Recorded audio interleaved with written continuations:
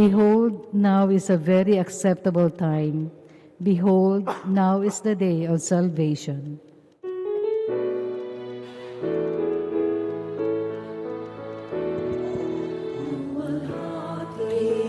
Papuri, Panginoon Jesucristo. Papuri, Panginoon Jesucristo.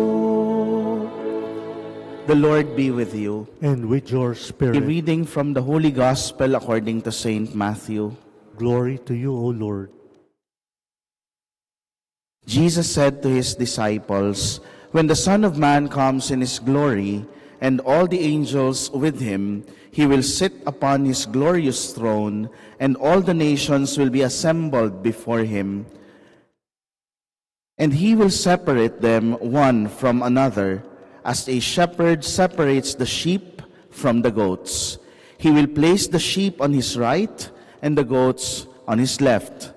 Then the king will say to those on his right, 'Come, you who are blessed by my Father, inherit the kingdom prepared for you from the foundation of the world. For I was hungry, and you gave me food. I was thirsty, and you gave me drink. A stranger, and you welcomed me. Naked, and you clothed me. Ill, and you cared for me. In prison, and you visited me.' Then the righteous will answer him and say, 'Lord, when did we see you hungry and feed you, or thirsty and gave you drink? When did we see you a stranger and welcome you, or naked and clothe you? When did we see you ill or in prison and visit you?'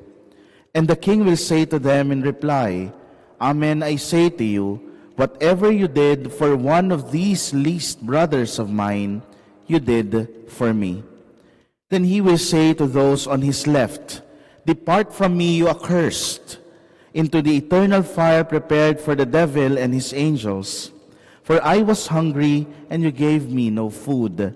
I was thirsty, and you gave me no drink. A stranger, and you gave me no welcome. Naked, and you gave me no clothing. Ill and in prison, and you did not care for me.' Then they will answer and say, 'Lord, when did we see you hungry or thirsty, or a stranger, or naked, or ill, or in prison, and not minister to your needs?' He will answer them, 'Amen, I say to you, what you did not do for one of these least ones, you did not do for me.' And these will go off to eternal punishment, but the righteous to eternal life." My dear friends, the Gospel of the Lord. Praise to you, Lord Jesus Christ. Good evening, my dear brothers and sisters, and greetings and blessings as well for all those who are with us through our live streaming sa Facebook page ng Chapel of the Eucharistic Lord. Ang pagpapala ng Diyos ay sumainyo.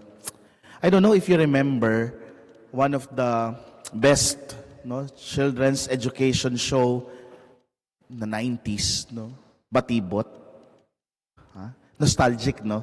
Si Kuya Boji, Ate Shena, Kikong Matching, at si Pong Pagong. Yeah? And there was this segment in Batibot where they teach children to some sort of segregate. No? Tapos meron silang kanta na kinakanta, which is also very nostalgic. No?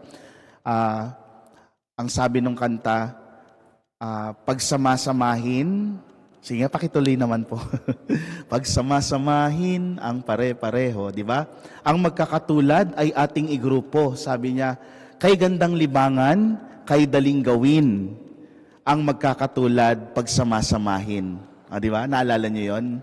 So, it's like teaching the children, no? It is a habit, no? Habit forming, yung pagsisegregate ng mga bagay-bagay. So, you know how to fix your clothes, no? Yung mga gamit mo sa school, no?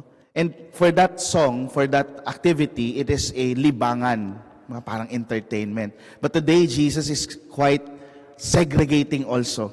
Ano sabi niya? No? When the Son of Man comes in His glory, isi-separate niya daw, isi-segregate niya yung mga tupa sa mga kambing. Diba? And it's not just for entertainment, but it is for us to look forward for our goal o to our goal, no? And it is good to start our Lenten observances, nasa first week po tayo ng Lent, na malinaw yung ating pupuntahan. Bakit? Sabi nga, begin with the end in mind. And Lenten season reminds us that whatever sacrifice that we do in this season will always be for the greater glory of God and for us, no, to be part of that sheepfold. At kung nais nating maging parte ng sheepfold, no, binibigyan tayo ng mga pagbasa natin ngayon ng mga pamantayan. Paano nga ba tayo mapapabilang sa mga tupa at maiwasan natin na masama sa mga kambing na mapupunta sa walang katapusang apoy? At sino ba namang pipiling mapasama sa kambing, hindi ba? Gusto natin sa tupa, di ba? And in the first reading, we are being reminded of the commandments. And its formulation is somewhat on the negative part. Thou shall not. Ano daw yung mga hindi dapat gawin? Thou shall not kill, thou shall not steal, thou shall not covet. Di ba? In the first hearing, no, kahit na alam natin medyo mahirap gawin, ito yung mas madaling gawin kasi iiwasan mo siya. Yung wala kang gagawin. Iiwasan mo lang yung mga pagkakataon na ikaw ay magkasala. Di ba? But Jesus gives light to obedience to the law. Kung bakit natin gagawin yung mga bagay na yon. Hindi lang dahil takot tayo sa punishment, but because we want to be part of that sheepfold. Iyon yung goal natin eh. Yun yung isiniset nating goal na makapiling ang Diyos kasama ng mga tupa na kanyang pinili at kanyang pagmamalasakitan. Diba? In the gospel, we are being reminded of the corporal works of mercy. No? Itong corporal works of mercy, iniiwas tayo na maging apathetic, yung walang pakialam sa ating kapwa. Kasi pwede kang maging banal sa pagsunod dun sa mga commandments na hindi ka papatay, hindi ka mangangalunya. It's personal holiness. But always remember, holiness will always have a communal aspect. Hindi po pwedeng sarili ko lang ang inaatupag ko. Kaya yung corporal works of mercy, ito naman yung sasabihin nating meron tayong dapat gawin. Hindi lamang tayo iiwas sa kasalanan, pero may dapat tayong gawin. So, the Lenten season practices of prayer, fasting and abstinence, most especially almsgiving, no, sheds light doon sa mga gagawin nating sacrifices. Yes, we will fast, we will abstain. And whatever we will save from fasting and abstinence will give us greater capacity to help those who are less fortunate. Yung mga nagugutom, yung walang choice kung hindi magutom. Diba?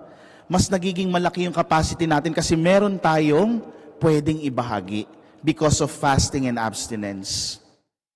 Sa time natin na masasave din natin, we will have more time for prayer. Hindi ba? And that is why, no, today we are being helped by our Lord to set that goal in the practice of the Lenten season. And hopefully, it will also become a habit for us. Hindi lamang siya tuwing Kwaresma, kung hindi maging habit siya sa pang-araw-araw nating buhay. Bakit? Because yung change, yung conversion needs commitment to it. Hindi po pwedeng, Lenten season, gagawin ko ito, tapos pagkatapos, ganun na naman ulit. Di ba? And Jesus understands our humanity.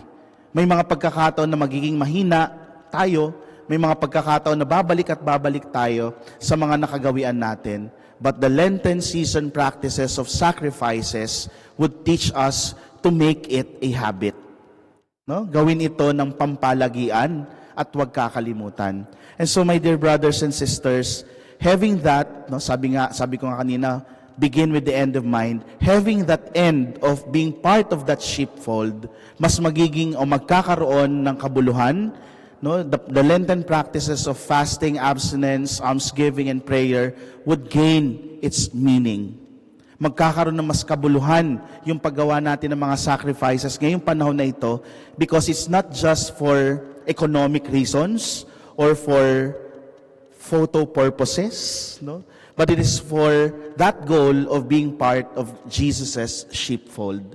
Na nawa, pag nag-segregate ng Panginoon, mapabilang tayo sa kanyang mga tupa.